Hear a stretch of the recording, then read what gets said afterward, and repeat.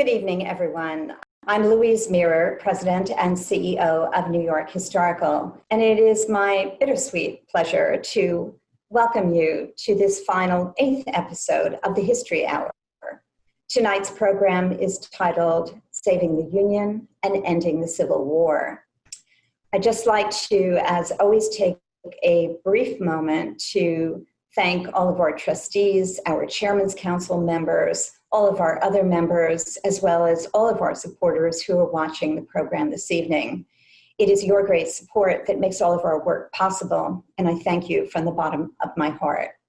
About our speakers, Valerie Paley, moderator of tonight's program, is Senior Vice President and Chief Historian at New York Historical. She is also Director of our Center for Women's History. Harold Holzer is the winner of the 2015 Gilder Lehrman Lincoln Prize, and he is one of the country's leading authorities on Abraham Lincoln and the Civil War era. He's written numerous books on these subjects, including The Civil War and 50 Objects, on which this series is based. I want to thank you again for joining us, and now Valerie and Harold. Thank you, Louise.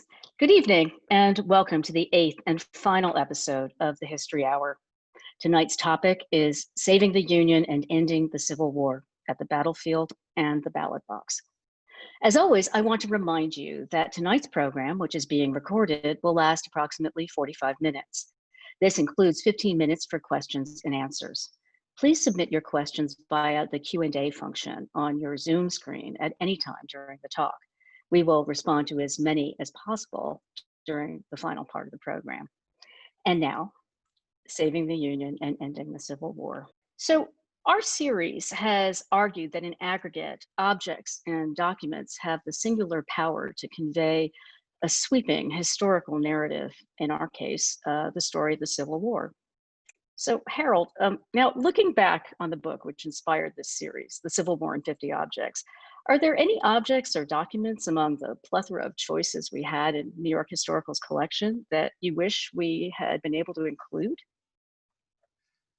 Oh, from the book? I would say, I think we covered the waterfront pretty well in terms of diversifying the choices.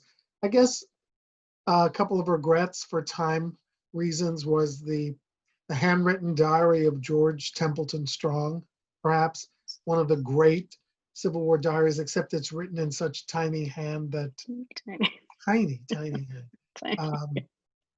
And the relics, I know you feel the same way, from the 1864 Metropolitan Fair, the biggest charity fair of the Civil War era. And the Historical Society has the records, the minutes, the photographs. But again, we'll do it in the next 8 episode. Yeah, well, we have, yes, exactly. Right. Absolutely. So it is a bittersweet pleasure to be doing our final episode, and we have 3 objects that we'll be looking at this evening. The projection of the November 1864 election, the terms of surrender, and framed leaves from Abraham Lincoln's bier. So long before computerized record keeping and political track polling, Lincoln seemed uncannily able to comprehend, retain, and analyze even the most fragmented early voting trends. You write in the book, Lincoln had been a serious student of voting trends ever since his days as a poll watcher in his rural New Salem, Illinois. So tell me, were his predictions political, or were they statistical, or were they just instinctive? All of the above.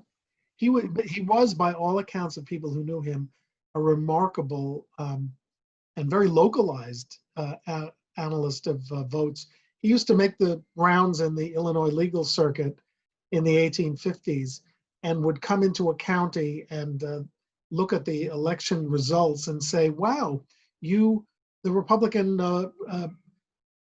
part of the vote increased by 2%. If this continues, by 1858, we'll be able to elect a senator, and maybe with a little bit more presidential electors. He had it in his head from precinct to precinct. And why? Because he lived and died by those results, and he knew about turnout and vote polling and all of the above. So our first object is a projection of the November 1864 election, and this is in Lincoln's handwriting.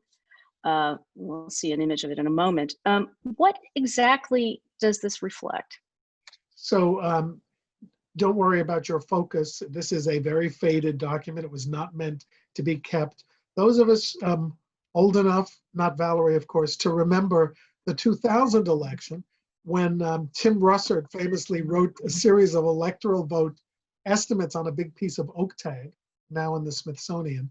This is Lincoln doodling in October 1864, a month before Election Day, about how on earth he's going to get to 116, which is the magic number for 1864, how many electoral votes he needed.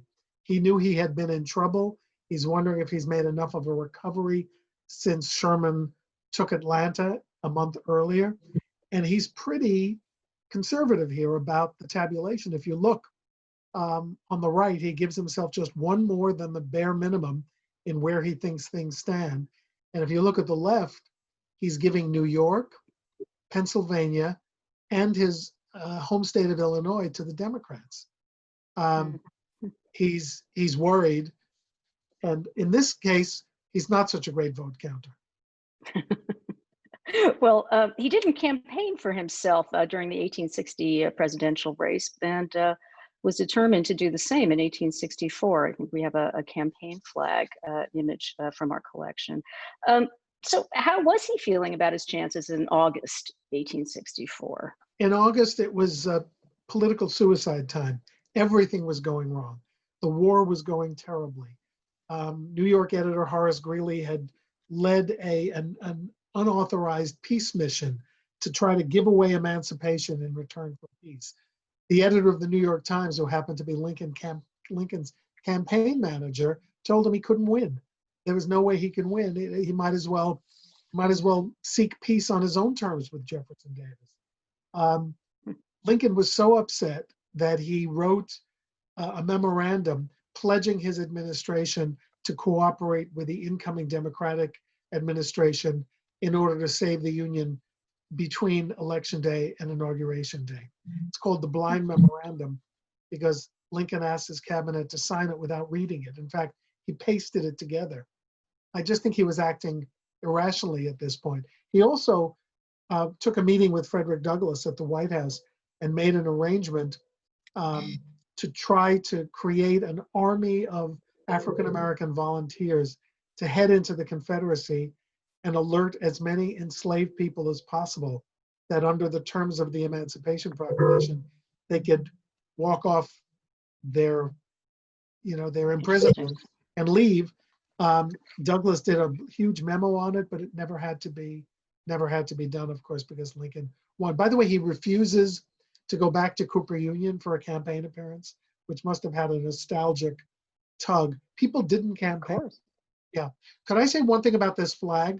It's hard to see, but I believe this was an 1860 flag for Lincoln and Hamlin, but some brilliant seamstress sewed the Andrew Johnson on top of the former vice presidential candidate who was dumped from the ticket in June of 1864. So this is quite, I've never seen a relic like this, and we did include it in the book. Exactly, and coming up next, we do have some nasty cartoon from this very period. But we do see that the momentum of the war was shifting. This is the Miscegenation Ball. Yeah. Would you just describe this a little bit and what exactly it meant? So in lieu of campaigning,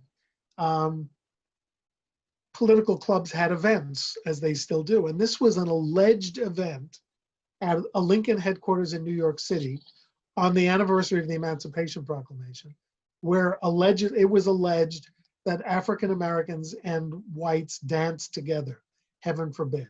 And this was supposed to be an eyewitness account. Those with good eyes can see some white faces peeking in at horror in the skylight above at this clandestine dance. And this was part of a series of charges that Lincoln was a radical intent on introducing integration should he be elected. And without campaigning, he had difficulty answering this in New York, where these charges hurt him. I will say one thing about campaigning. He didn't campaign. One thing he did do, and these things got printed in the papers, he stood at the White House window. He greeted regiments as they demobilized and went home. And all of the remarks were published in the press. And he said things like, I'm living proof that any one of your children can come and live in this big White House the way my father's son has.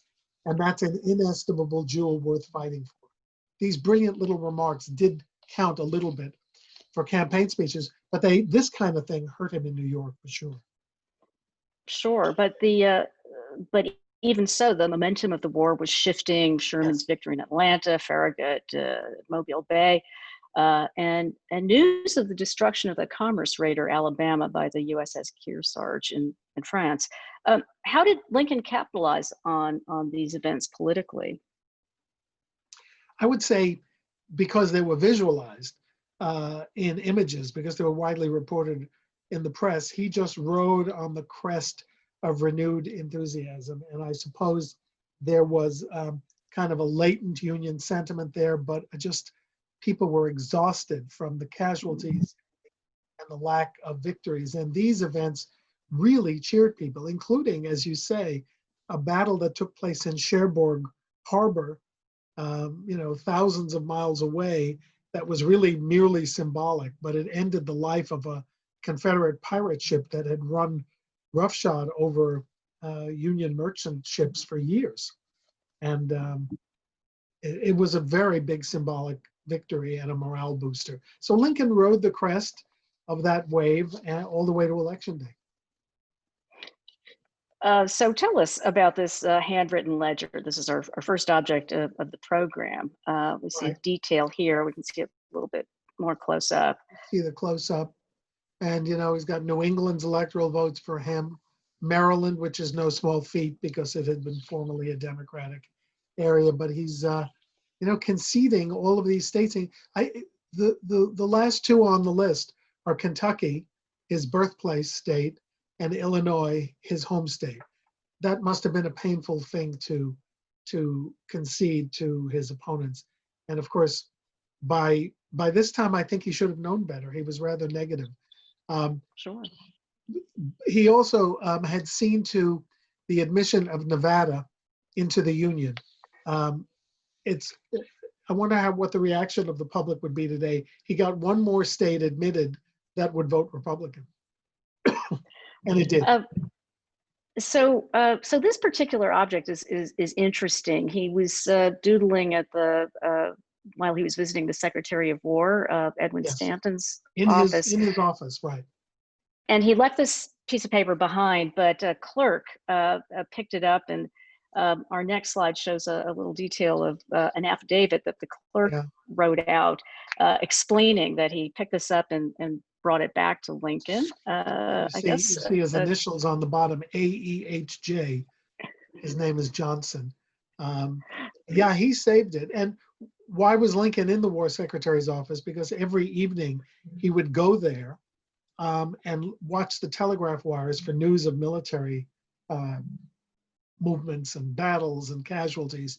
I've often wondered why the White House did not equip itself with its own telegraph, so Lincoln didn't have to leave. But I think he enjoyed it. He walked along a fenceway to the nearby War Department every evening and sat there and enjoyed the banter with the telegraph operators. And obviously the election is paramount on his mind.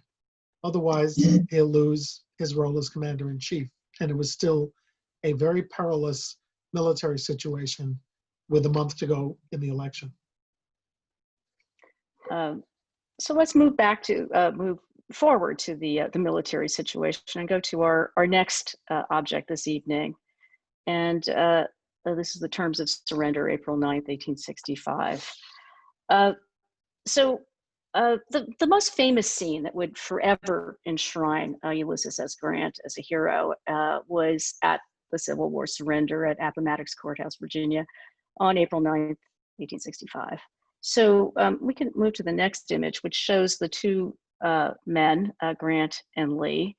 And there's quite a contrast between the two, the unkempt Grant and the rather noble-looking Lee. So how were their physical differences used to make a symbolic point about what was going on at the surrender?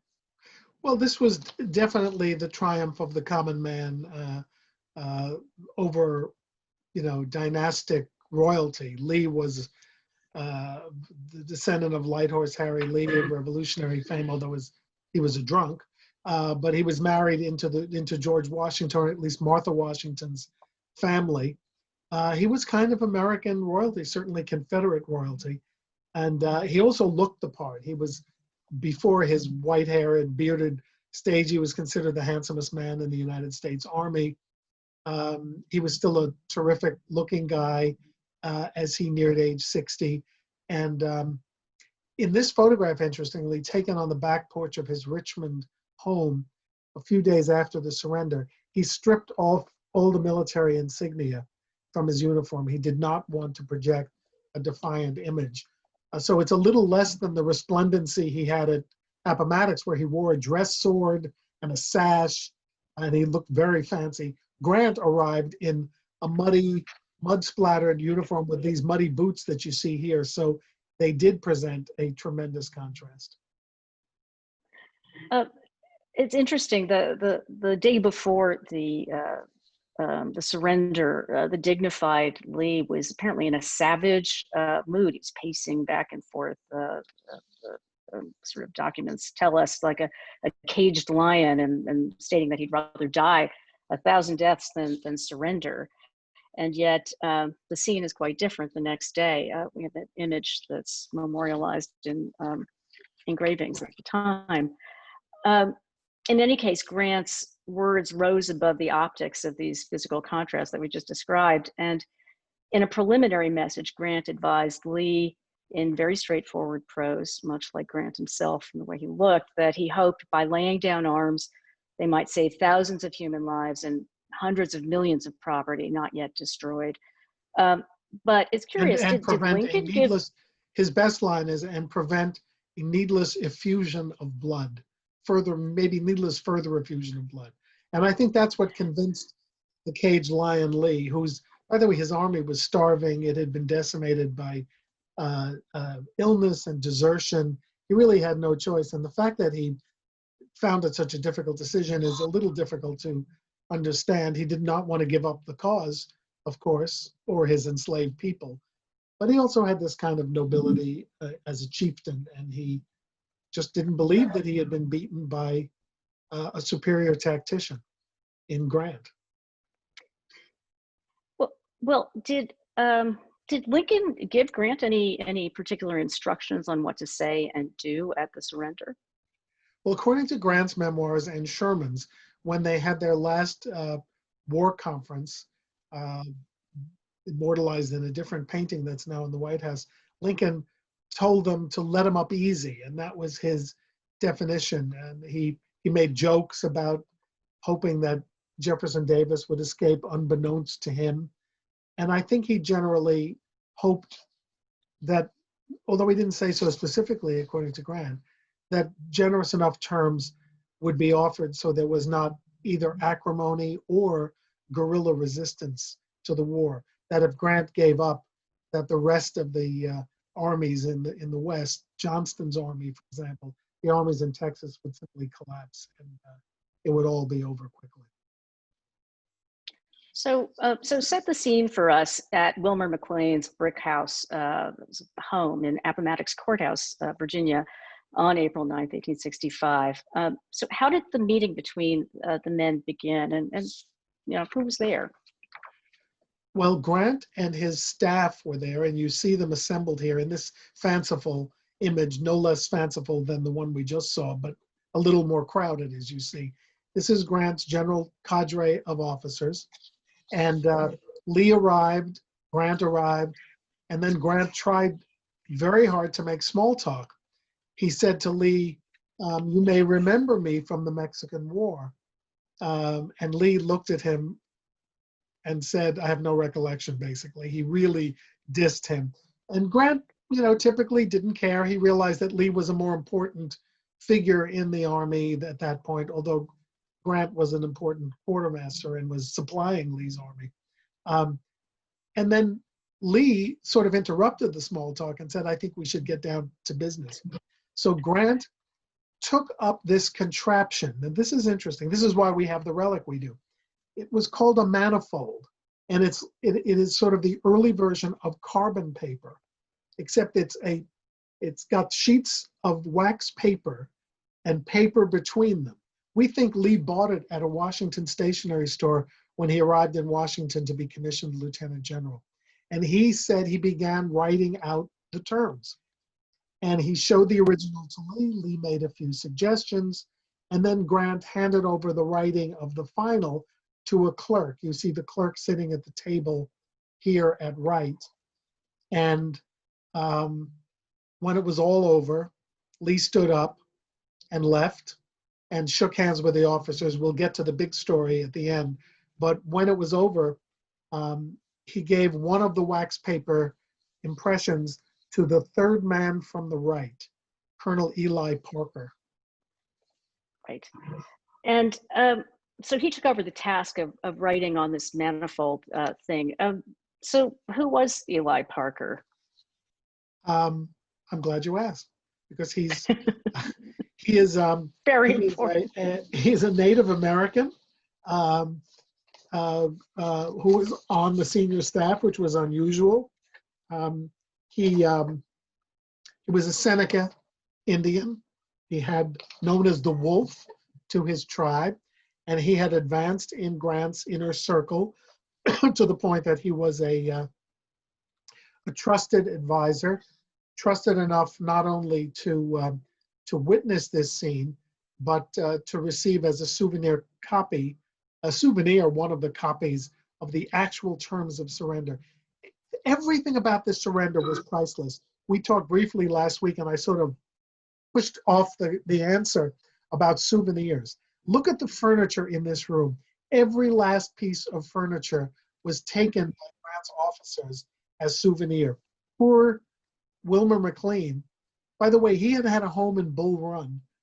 And so the first battle of the war, his whole house was shot up. So he said, I'm moving, I'm getting the heck out of here. Let's move to some peaceful place like Appomattox Courthouse. So as Ken Burns's great script once said, the war began on his doorstep and ended in his parlor. He copyrighted this print in a desperate effort to make some money so we could buy some furniture. I sort of feel bad for the guy, but he was, even though he was a Confederate. After it was over, Lee stood up and greeted all of General Grant's staff, shook each hand in, I guess, what he considered to be. Let's look at. We have some more images of these people. Of course. And this is the copy in Grant's handwriting on the manifold. Written by Eli Parker. This is written by Grant. This is written by Grant. So, yeah. Okay, and move to the next slide also, where we can see the gentleman after it's all over. Well, it's really not. It's a fanciful. The scene was so important that no one could believe it took place in a nondescript parlor. So some artists, learning that Lee had done his storming and pacing under an apple tree, placed the whole thing in an apple orchard with all of the vast array of armies standing behind them. So this is a made-up print. But you see Lee with the sword anyway. Yes.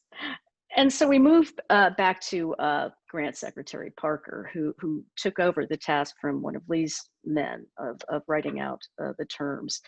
And tell us a bit more about Parker's sort of odyssey as a member of Grant's staff. We have an image of that staff coming up next. Right. I mean, he rose, and Parker is to the left here. He rose in the inner circle. Colonel Badeau. He did face. He did face a lot of issues and prejudice, though. He was a lawyer. He was quite skilled, and yet Grant liked him. He took a real shine to him. He did, and he repaid him by being instrumental in the fundraising and the dedication of Grant's tomb when his old general died. This is a great shot of the inner circle. But if the next slide shows a close-up of Eli Parker that gives a sense of his nobility and his presence. Absolutely. So the deed done, Lee mounts his horse traveler, departs the house. Don't let him mount his horse yet. We have to do the handshakes. Okay, do the handshakes. He shakes hands all around inside the parlor. By the way, Lincoln's son Robert is on the porch. He's on the staff, but he's not senior enough to be an eyewitness. Probably not a smart move, my Grant. But anyway, he shakes hands all around. He comes to Eli Parker. He takes his hand, and then he sort of pulls back a little bit, looking into his face and wondering, I hope I haven't shaken the hand of a man of color. That would be too much. And he realizes that Parker is a Native American, and he says, I see there's at least one real American here. And that was a dig, of course. And Parker looked him straight in the eye and said, General, today we are all Americans. It's quite a moment. Such an elegant moment indeed. So we're on to our final object this evening. And it's this one, the frame. Oh, and here, this is once again an image. Our final object are the framed leaves from Abraham Lincoln's bier. So less than a week after Appomattox, President Lincoln is assassinated, and his death, as you say, elevates him to the status of secular saint. How so? Well, Walt Whitman had a good way of putting it. He said, what a place this man, whom his friends had been patronizing for 4 years as a well-meaning, kind-hearted, ignorant old codger, had won for himself in the hearts of his people. What a place he will fill in history. And, I think it was the sudden change in emotion from elation to grief. A week after the fireworks and the church bell ringing had started, he's suddenly dead. He died on Good Friday, which has all sorts of, he was shot on Good Friday, which has all sorts of religious connotations. That Sunday, Easter services were devoted to what they called the Black Easter. Lilies were painted black in churches as crepe begins to adorn public buildings and religious buildings. It's also the Jewish holiday of Passover. And in synagogues across the North, the Jewish prayer for the dead is recited for Lincoln, by many accounts, the first time that a non-Jew had been honored with the prayer for the dead in synagogues. So he's immediately seen as a second Jesus dying for the nation's sins, and a second Moses who's led people to the promised land without quite making it there himself. And I think that, of course, helped this profound sense of mass mourning, as did the series of funerals that took place retracing his inaugural route from Washington all the way back to Springfield, Illinois. Yes, we have an image of City Hall during that time. Oh, and here's the assassination. Here's the assassination, right. But an image of City Hall at this time, right. There were national demonstrations of mourning and remembrance, but the New York City funeral was the biggest of all. What was it like? Well, look at the throngs just in front of City Hall. We know it's barricaded today. You can't get more than 3 people in past the police desk, but hundreds of thousands of people lining every area from the train station where his body entered the ferry slip, all the way down Broadway to City Hall. And this is just one phase. Then he lays in state in City Hall at the top of the steps that lead to the governor's room. It's still called. We have an image, and we have an image of, or an engraving of this as well. Right. Yes. And there he is, and this is based on a photograph of the period. He's lying in a coffin in front of the room where he had sort of been insulted by the mayor of New York at a reception 4 years earlier. And here he is now as 100,000 people walk by. One young man put that AL on his chest. It's a floral bouquet. So it's a little bit raucous at this, demonstration of grief, Black people, white people. No one had ever seen anything like it. And indeed, until Grant's funeral, it was the biggest expression of mass mourning. And it continued, Albany, Buffalo, Chicago, Indianapolis. It was a month, 3 weeks. this kind of demonstration. We have another image of New York. This is Astor Place, and what this demonstration was like, the throngs of people on the street. Right. Here, this is the hearse being drawn either down the street or up the street. Hard to tell, but in one of these moments, young Theodore Roosevelt can be seen perched on his third floor window. I don't know why his father let him perch on the window, but that's another story. This is before window guards. He and his brother are watching the funeral. So Teddy, as a boy, actually saw the New York funeral of Abraham Lincoln. You see the horse, the black craped horses drawing the coffin, the rolling coffin down the street. And it was packed like this for miles. So let's go back to this relic, which is our final object. What is this, and what does this demonstrate? What does this show? It's an amazing little relic. It's like many of the things we've shown, Val, in our series. It's very personal. It's a sprig of laurel leaf that one of those people who passed by the open coffin at City Hall simply plucked, not legally, certainly, but plucked, put in his pocket and took home as a souvenir, and then lovingly pressed and framed the leaf in a gold gesso oval frame, along with, and look in the center, you'll see a little silhouetted, cut out photograph of Abraham Lincoln made the year before. It was the same photograph that now appears on the $5 bill. And below it, a little shred of black mourning crepe that perhaps this same person wore on his lapel as he walked around New York that weekend. A city that was draped in black, everything was black. So this is just a kind of a sacred, very personal memento of Lincoln's New York funeral. Well, to end our series on a perhaps more hopeful note, out of this tumultuous period emerged the 13th Amendment, abolishing slavery. Lincoln famously said, it winds the whole thing up. How so? And it's a great way to wind up the series, I think, because Lincoln fought for this amendment. He got it through a recalcitrant House of Representatives so it could be sent to the states. And of course, this is the amendment abolishing slavery everywhere. I should add that before it was ratified, African Americans were banned from the parade for Lincoln's funeral in New York. Only by order of the Secretary of War was that order.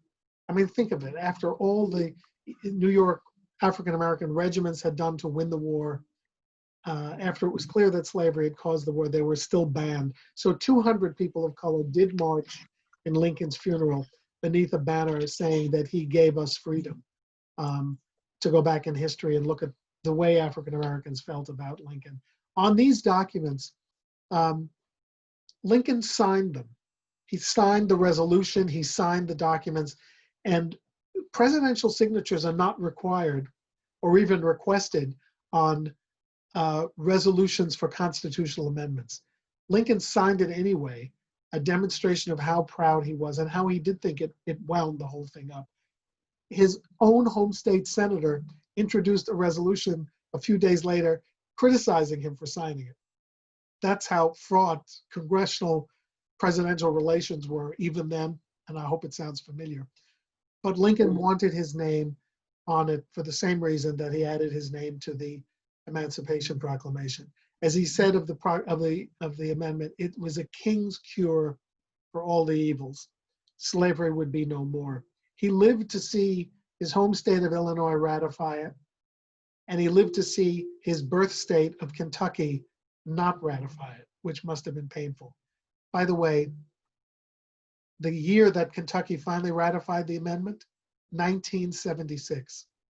Not that it mattered, but it just shows you bigotry, even slavery died hard in the southern states. And Lincoln, in a way, gave his life talking about Black voting rights in his last speech a speech that John Wilkes Booth heard, and then decided then and there to kill him to prevent equality from marching on. Well, we are up to our Q&A portion of the program. And our first question is from none other than Ken Jackson, the great American historian and also former president of New York Historical Society. He asks, Grant obviously won great military victories and served 2 terms as president, but do you not think that Grant stood taller at Appomattox Courthouse than at any other moment in his quite incredible life? What an honor to have Ken on this program, and I'm so glad to hear from him. I absolutely agree with Professor Jackson on this. Nothing helped Grant's image more, ironically, than being seen in these countless engravings and lithographs on an equal plane with the vaunted General Lee. And although I think his presidency has been vastly underestimated, and Ron Chernow has done a great service in changing that historiography for us, I absolutely agree that Appomattox elevated him, almost made him Lincoln's inevitable successor 3 years before the 1868 election. Absolutely. Next question. Did the styles of these 2 men, Grant and Lee, at all influence how they led their respective armies? Well, that's an interesting question. I mean, Lee was certainly not aloof from the battlefield. He slept in the tent, although he was very well attended. But as was Grant, who had endless supplies of cigars sent by admirers. Neither of them rode very much onto the battlefront. They watched from the rear. They directed troops. They were both, their presence among their men on horseback did inspire their respective armies. Grant was a terrific horseman, and Lee looked so terrific he didn't have to be a terrific horseman, but I'm sure he was perfectly adequate. So I think their styles were, they both worried about tactics of battles, and they both worried about strategy.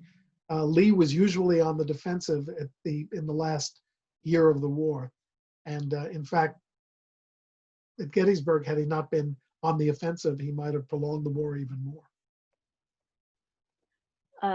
Next question from kind of fact checker. How do we know what was said? No, it's fine.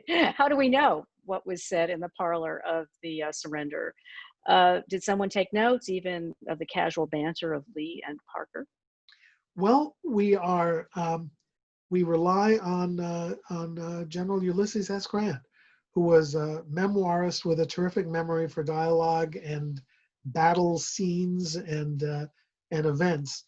It's his recording of the battle of the surrender scene that we've come to rely on, he's the best witness we have. I mean, Horace Porter, one of his aides, was also there and wrote about it, but their recollections magically coincided. They often say that history is written by the victors, right? In this case, absolutely right. Lee did not offer any recollections of the surrender scene. Interesting. So back to Lincoln. Was his pre-election pessimism at all a function of superstition? Was he a superstitious person? Well, if he had been relying only on superstition, he wouldn't have even worried. Because in 1860-61, when he was packing up his belongings to go to Washington for the first time, he looked in a mirror and saw a double image. He saw his face in the mirror and then a faded face refracting behind him. And for some reason, he called in his wife in this morbid way and said, "Mary, look, 2 images." And she says, "What do you think it means?" And he said, "Well, I think it means I will be reelected to a second term, but I won't survive it." So that was his superstition. Now cut to 1864, he's a hard-nosed politician. Some Republicans try to deny him the nomination. Others worked to mount a third-party candidacy for John Charles Fremont. Horace Greeley thought the convention should reconvene after it nominated him and change its mind. So he had a really fraught path to victory, and absent military success, I think it wouldn't have been superstition, but reality that might have ended his presidency after one term. So in view of New York's sympathy for the Southern cause, what explains the great grief shown by New Yorkers at Lincoln's funeral procession? Well, New York, that's a really good question. First of all, there was profound regret expressed by many Democrats after Lincoln's passing. First of all, they trusted Andrew Johnson less than they trusted Abraham Lincoln to reconstruct the South, and Democrats in the North were interested in reopening voting rights for Democrats in the South. So Lincoln is suddenly appreciated as being wise and sagacious. Certainly the religious confluence of events at Easter and Passover time helped create this kind of secular sainthood for him. But I think one statistical unavoidable fact is that New York is such a big town. I mean, it's a giant town. And even if only Republicans came, 150,000 is probably every Lincoln voter in New York City. So it could have easily been a Republican-led demonstration of mourning. But if you read the Democratic newspapers, there is a great deal of regret at not appreciating Lincoln expressed by Democratic papers at his murder. Speaking of Johnson, here's a question about him. Did Lincoln or his circle worry that Johnson was dragging down the ticket? Do we know if he ultimately had a positive or negative impact on Lincoln's election? Lincoln, we don't even have a smoking gun to prove that Lincoln wanted Johnson on his ticket. I suspect he did.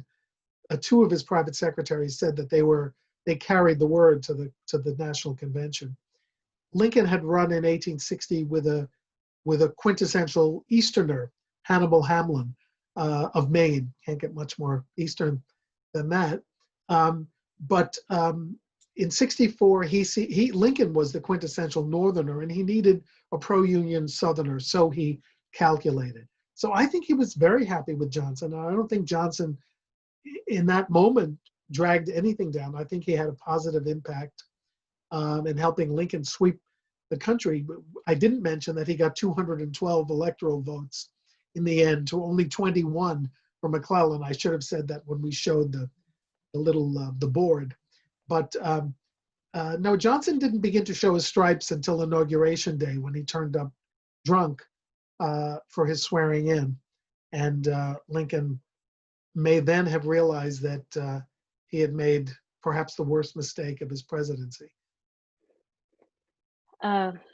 One final question. Did Appomattox officially end the war? And if not, what did? Did Jefferson Davis ever officially concede?